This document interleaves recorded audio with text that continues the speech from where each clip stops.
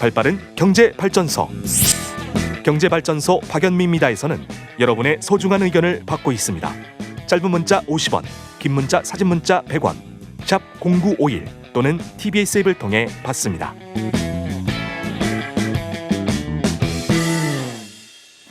지난주 증시와 투자자들의 단연 한 가지 관심사가 있었다면 환율이 있었습니다. 원달러 환율이 지난 20일 장중 1181.1원까지 치솟아서 11개월 만에 1180원을 돌파했는데 환율 시장에서는 오전, 3전 올라가는 것도 굉장히 민감하거든요. 당분간 더 오른다는 전망이 현재까지는 우세한데 앞으로 어떻게 될지 그리고 관련한 투자 상품들 어떻게 운용하면 좋을지 오늘 박연미의 경제픽 첫 시간에 행복자산관리연구소 김현우 소장님이 소개해 주십니다. 안녕하세요. 네, 안녕하세요. 네, 서주든 씨. 네. 서민들의 주머니를 든든하게 해주시는 우리 김현우 소장님. 네. 환율이 뭐예요, 일단? 환율 그러면 그냥 남의 나라 돈의 가격 이렇게 생각을 하실 수가 있는데요. 돈값. 맞습니다. 예, 돈의 가격 그리고 서로 다른 돈의 교환 비율 이렇게 나와 있어요. 그러니까 나라 간에 사용하는 화폐가 다른데 몇 대 몇의 비율로 교환을 해야 되느냐 그 비율을 얘기하는 건데 1달러가 우리나라 돈으로 얼마야? 혹은 얼마를 주면 1달러를 살 수 있어? 라는 뜻이 이제 달러 환율이 얼마야? 라고 물어보는 것과 똑같습니다. 그런데 보통 우리가 환율을 얘기할 때 원달러 환율 이런 말을 많이 하잖아요. 그런데 정확히 말씀드리자면 기준통화가 앞에 와야 됩니다. 그래서 1달러가 우리 돈으로 얼마야? 라고 한다면 달러 원 환율이 맞겠죠. 네. 그런데 보통 우리나라가 한미, 한일, 남북 이런 것처럼 우리나라를 앞에 두는 관습이 있잖아요. 우리 중심으로. 그렇죠. 네. 모든 나라가 다 그럴 텐데 그러다 보니까 이제 원달러 환율이라고 얘기를 하지만 사실은 올바른 표현은 달러 원 환율이다. 이래야 혹시나 이제 다른 통화하고 비교를 할 때 혼동이 생기는 일이 없으니까 원칙은 알아두자라는 뜻에서 말씀을 드렸습니다. 자, 환율 알아들었어요. 네. 그러면 1달러가 엔화로 얼마인지 표현할 때는 어떻게 합니까? 마찬가지로 기준이 되는 통화가 앞에 와야 되겠죠. 그러니까 달러 엔 환율이 맞는 겁니다. 그래서 우리나라식으로 표현하다가 엔달러 환율이라고 네. 했다가는 이제 틀린 말이 되는 거겠죠. 근데 라임이 좀 어색해요. 원달러, 엔달러 요게 입에 착착 붙거든요. 그렇죠. 알겠습니다. 근데 이 특히나 달러도 아니고 달러라고 해야 좀 뭔가 입에 붙는 달러, 느낌인데. 자장면 이러면 약간 소금 덜 친 고기 먹는 그런 느낌? 네. 환율은 매일매일 바뀌잖아요. 네. 근데 이거는 누가 정하는 거예요? 지금은 대부분 외환 시장에서 정해져요. 시장 가격에 따라서. 외환 시장은 마치 주식 시장처럼 그러니까 주식 대신 외화를 거래하는 시장이다. 이렇게 보시면 되고요. 일반적으로 은행 간에 거래하는 시장을 얘기하고요. 여기서 이제 자연스럽게 환율이 정해집니다. 그러니까 여기서 이제 달러를 찾는 쪽이 많아진다. 너도 나도 달러를 사겠다라고 한다면은 달러 환율이 오르는 거고요. 반대로 이제 달러를 파는 쪽이 많다. 그러면 환율이 내려가는 거겠죠. 다만 이제 달러 같은 경우에 외환 같은 경우에는 수요가 늘거나 줄거나 하는 것뿐만이 아니라 사실 다양한 원인에 의해서 결정이 되기는 합니다. 특히나 요즘에 이제 달러가 다시 불안정하면서 가격이 올라가는 건 코로나19 델타 변이가 막 확산되고 있잖아요. 그러다 보니까 안전자산 선호. 그러니까 사실 불확실하거나 세계 경제가 불안하게 되면 이런 안전자산의 가격이 올라간다라는 건 대부분 알고 계실 텐데 그럴 때 이제 영향을 많이 받는 게 달러라고 볼 수가 있겠죠. 미국이 참 이럴 때 보면 부럽기도 해요. 달러 네. 자체를 수출을 하잖아요. 그렇죠. 미국 최대의 수출 상품은 사실 달러입니다. 그러니까 달러 환율이 올랐다. 이 얘기는 달러가 비싸졌다 이 얘기네요. 네, 그렇죠. 달러 환율 혹은 달러 강세 아니면 원화 약세 이런 것들은 다 달러가 비싸졌다라고 보시면 됩니다. 달리 표현하면 이제 원화 절하라고도 표현하기도 하고 원화가 약세다라고 표현을 하긴 하는데요. 이게 곧 달러 가치가 높아졌고 반대로 우리나라 돈의 가치는 떨어졌다라는 의미이긴 한데 이게 사실은 우리나라 돈과 달러만 비교를 한 거예요. 그런데 따지고 봤을 때 전 세계적으로 우리나라만 돈의 가치가 그러니까 원화만의 돈의 가치가 떨어졌을 수도 있잖아요. 그래서 전 세계적으로 달러의 현재 가치가 얼마가 되느냐 이걸 나타내는 게 달러 인덱스라고 하는 지수가 있습니다. 요거는 이제 유로, 엔, 파운드, 그리고 캐나다 달러, 스웨덴 크로나, 스위스 프랑 요 6개의 국가의 통화랑 상대적인 가치를 비교한 거거든요. 네. 1973년 3월에 요걸 100으로 시작을 해서 요게 지금 약 94 정도 조금 넘는 수준. 그러니까 이걸 기준으로 지금 현재 달러가 전 세계적으로 싸구나 비싸구나 요 추이를 요것도 또 파악을 할 수가 있습니다. 그러면 우리나라 돈값이 떨어졌다. 네. 원화가 약세다 예. 하면 어떤 일이 벌어져요? 기분이 일단 나쁜 것 같은데 야 우리나라 아, 돈의 그쵸. 가치가 이렇게 떨어졌어. 속상하죠, 일단. 네. 그런데 좋은 면도 있습니다. 일단 수출에는 좋습니다. 아하. 그리고 수입하기에는 반대로 안 좋은데 네. 자, 수출하는 입장에서는 물건을 똑같은 수량을 판더라도 많은 돈을 벌게 되죠. 예를 들어서 1달러짜리 볼펜이 있는데 이걸 해외에 100개를 판다라고 가정을 했을 때 환율이 1달러에 1,000원일 때는 100개를 팔았다. 그럼 100달러를 받았죠. 이걸 어차피 우리나라에서 써야 되니까 원화로 10만 원. 그렇죠. 네. 바꾸면 10만 원입니다. 근데 똑같이 100개를 파는데 환율이 1,200원으로 올랐다. 그러면 100달러를 받아오더라도 12만 원이 되는 거죠. 앉아서 2만 원 버네요. 그렇죠. 앉아서 달러가 올라준 덕분에 앉아서 우리 돈 많은 돈을 벌 수 있어서 이렇게 많은 크게 이제 이익을 볼 수 있는 거고요. 아니면 이제 수출을 할 때 가격을 조금 내릴 수도 있잖아요. 1달러가 아니라 이제 99센트에 팔겠습니다.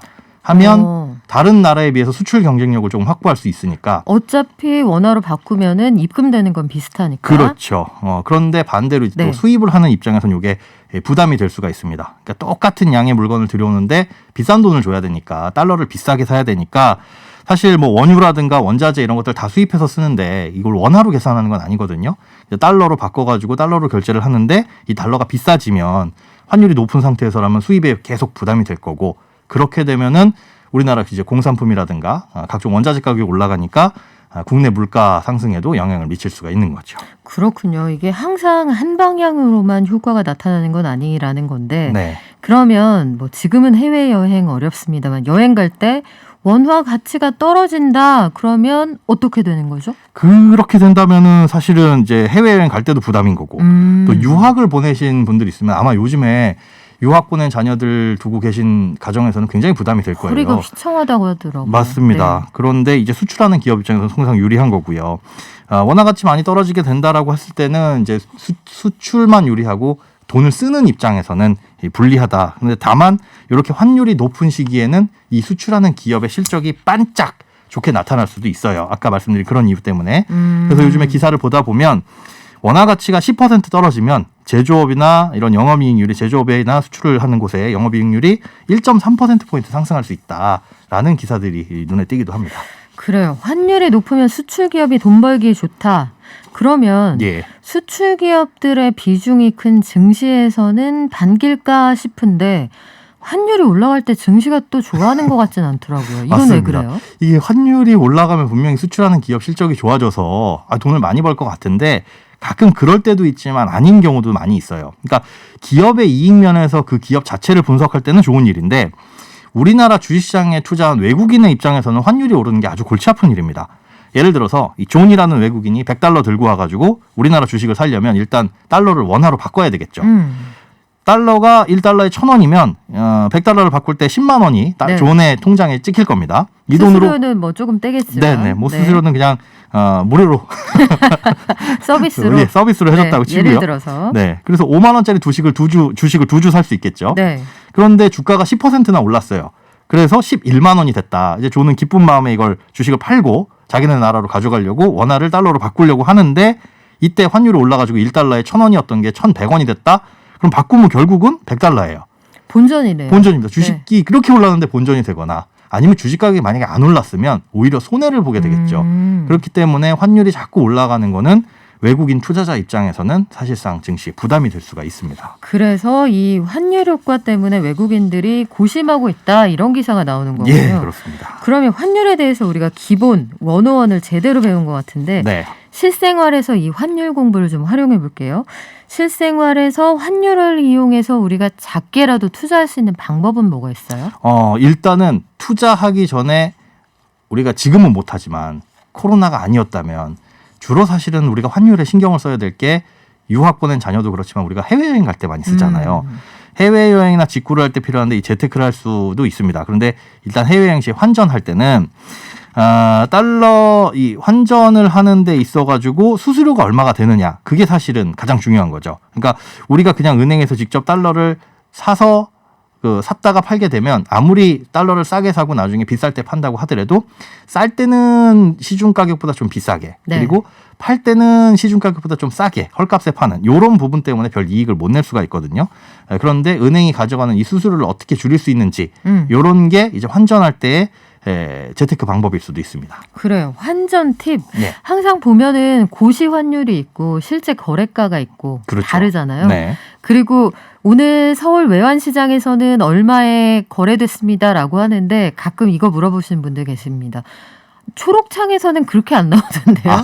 근데 초록창에 있는 건 특정 은행에서 네. 사고 팔 때 거래 가격이고요. 그렇죠, 그렇죠. 외환시장에서 도매로 사고 팔 때 가격은 좀 다르거든요. 네. 자, 그럼 본격적인 환전 팁부터 가보겠습니다. 환전할 때는 수수료 줄이는 게 가장 좋은 팁인데 이러려면 어떻게 해야 돼요? 우리가 환전할 때 아마 그거 기억나실 거예요. 환전 수수료 90% 우대. 뭐 이렇게 한다는 거. 야, 뭘 이렇게 싸게 줘? 10%만 먹어도 은행이 장사가 되나 싶은데 이게 뭔지 설명을 해드릴게요.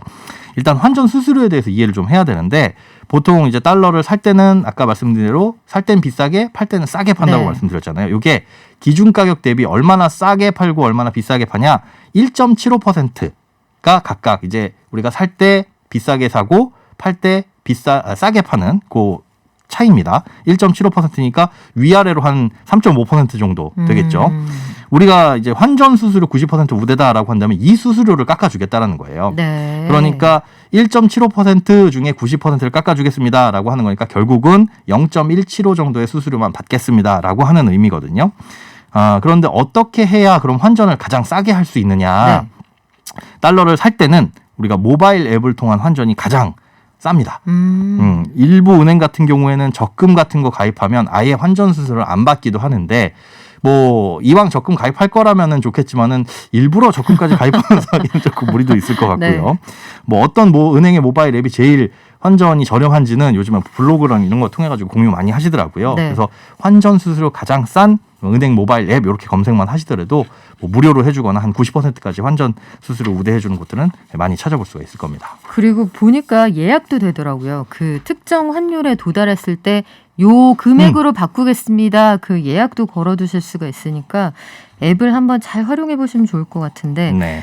자, 우리가 계속 달러 얘기만 하고 있는데 태국이나 베트남 여행을 간다 하면은 네. 이 동남아 지역에 달러 쓰지 않는다라고 갈 때는 어떻게 하는 게 유리해요? 일단은 이런 곳 같은 경우에는 뭐 동남아나 중국 같은 경우 달러가 많이 안 쓰는 곳들이 있죠. 카드를 쓰는 게 오히려 신용카드 쓰는 게 더 이익일 수가 있습니다. 현금 가져가지 말고 네. 동남아 같은 경우에 우리나라에서 그 나라 화폐로 바꾸는데 드는 수수료가 한 6%에서 뭐 비싼 곳 베트남 같은 경우에는 한 11에서 12% 정도 수준이거든요. 맞아요. 그리고 제2통화라서 이거를 안 바꿔주는 은행도 많고 맞습니다. 특정 지점에 가셔야 바꿔주더라고요. 예. 네. 그런데 이렇게 비싸게 무는 것보다 오히려 해외에서 신용카드를 쓰게 되면 신용카드 사용 수수료가 3%예요. 그러면 차라리 신용카드로 쓰는 게 훨씬 더 유리한 부분이 있죠. 현금보다는. 그런데 거기에서 또 신용카드를 안 받는 경우들도 있을 수 있지만 가능하다면 이렇게 참 별로 안 쓰이는 통화 같은 경우에는 신용카드를 쓰는 게 좋고요. 다만 신용카드를 쓸 때 이제 좀 주의를 하셔야 될 건 반드시 현지 통화로 결제를 하셔야 됩니다.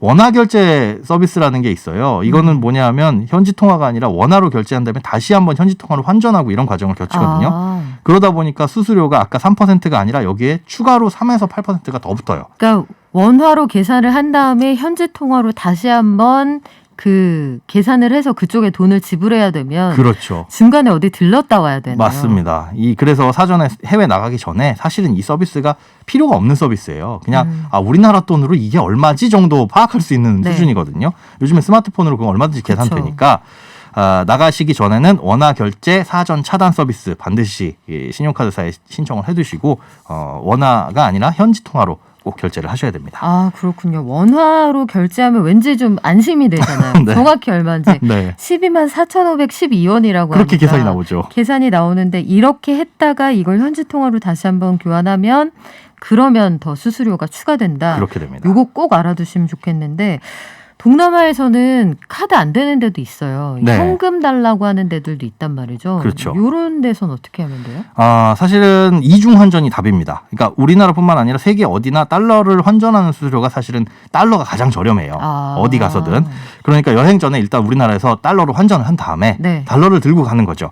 그리고 현지에서 그 나라, 그러니까 뭐 베트남이라고 한다면 달러를 베트남으로 환전했을 때 가장 수수료가 저렴한 곳을 찾아가지고 환전하는 게 제일 좋기는 한데 잘 몰라요. 그렇죠. 그 나라를 정말 자주 여행 가시는 네. 분들 아니면 예전에 여행이 우리가 코로나 전에 좀 활발할 때는 이런 거 좀 꼼꼼하게 따져보시면 블로그 이런 곳에 그런 정보를 공유하시는 분들이 많이 있었어요. 네. 어디 가면 환전이 제일 싸다. 네. 그렇게 해서 찾아가면 좋은데 이제 그런 것도 좀 많이 쉽지 드물죠. 않죠. 그렇죠. 네. 쉽지 않아졌고요. 또 나는 그런 거 가서 그 나라 말도 잘 못하고 무서워.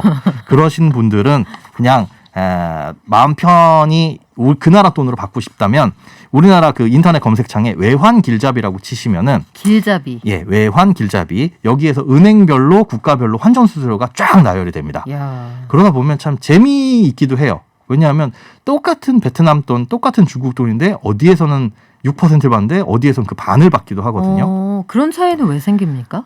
은행의 마진이죠, 사실은. 아. 은행에서 그 통화를 얼마나 보유를 하느냐. 사실 뭐 받기 싫은 통화 같은 경우에는 비싸게 수수료를 받기도 하는 거고요.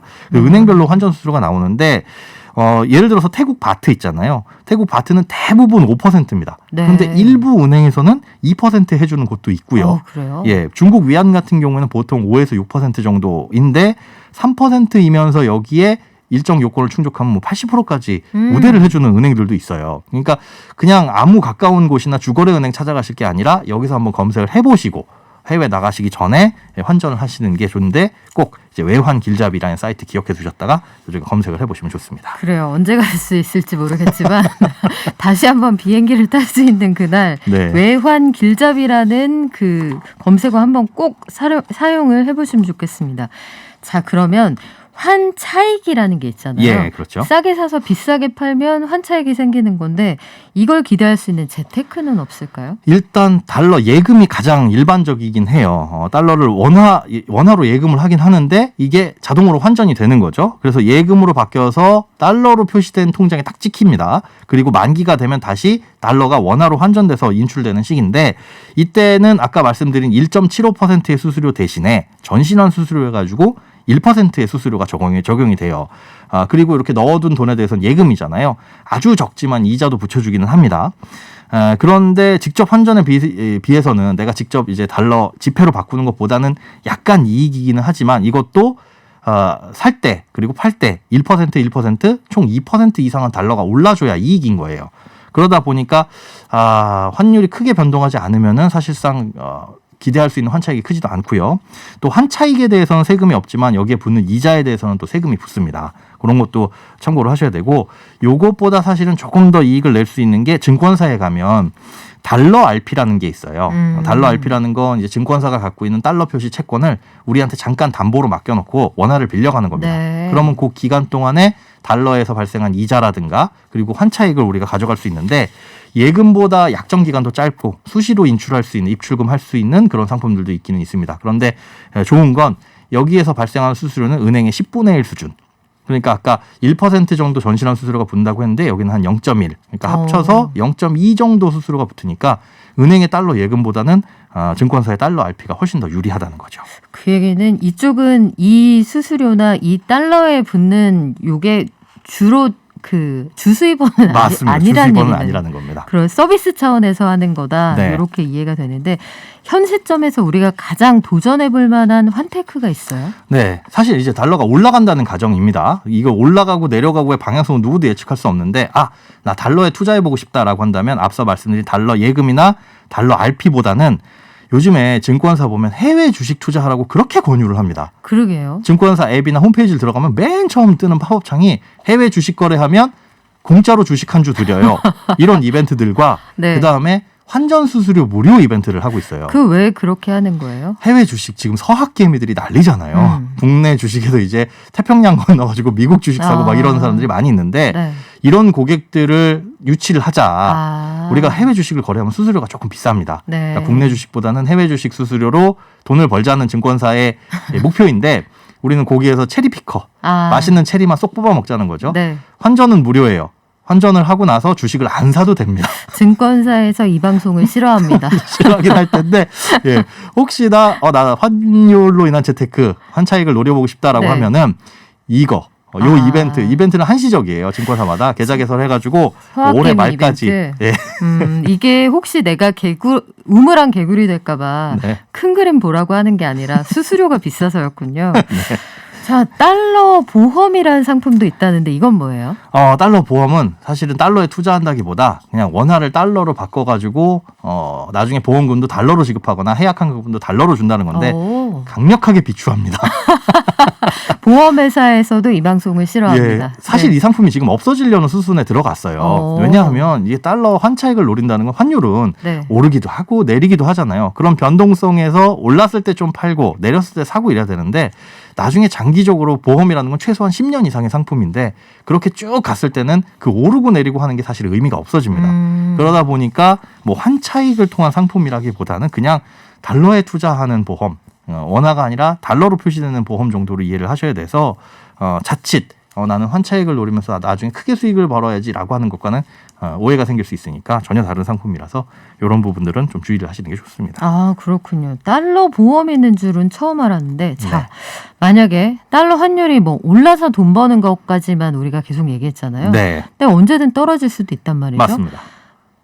환율이 떨어졌을 때 돈 버는 상품 이런 것도 있겠네요. 네, ETF나 ETN에 인버스 거꾸로 가는 상품이 있어요. 그러니까 환율이 1% 떨어지면 오히려 내 투자 금액은 1% 오르는 거꾸로 가는 건데 이거는 어떤 도박 이런 식으로 달러는 떨어질 거야라고 베팅을 하는 것보다는 나는 해외 주식을 지금 사놨는데 달러가 떨어지게 되면 손해를 볼 수가 있어. 네. 이런 것들에 대해서 보험을 드는 차원에서 달러 가격이 떨어지는 거를 그런 변동성을 막고자 일부 투자를 하는 게 일단은 목표에는 맞고요. 이런 상품들은 있다는 거 정도. 그래서 달러 ETF 쪽에 달러 인버스나 이렇게 검색을 해보시면은 거꾸로 움직이는 상품들이 몇 가지 상장이 되어 있습니다. 그렇군요.